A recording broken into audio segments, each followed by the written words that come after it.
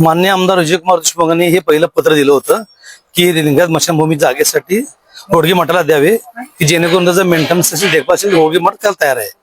तर केवळ विजय देशमुख मालकांनी पत्र दिले म्हणून देशापोटी देवेंद्र कोटेच्या सांगण्यावरून ना अक्षय अंजिक यांनी चांगले कार्यकर्ते आहेत, पण त्यांच्या घरगडे असल्या सगळं त्यांनी त्यांचं काम ऐकून मालकाचं पत्र लपवलं गेलं आणि नंतर अक्षय अंजिकला मोहरा करून देवेंद्र कोटेने दुसरं पत्र ताडदींना द्यायला लावलं.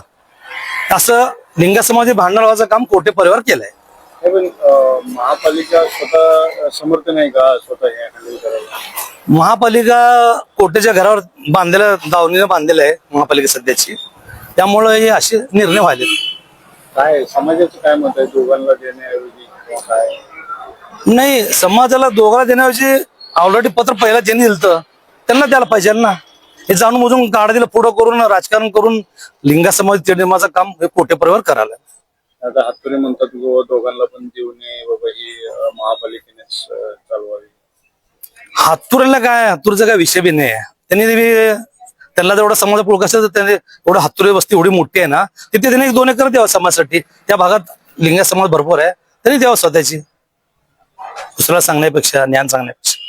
आपलं काय मत आहे, पहिले ज्यांनी पत्र दिलं होतं त्यांना हो, जे पहिलं पत्र दिलंय त्यांनाच द्यायला पाहिजे ना.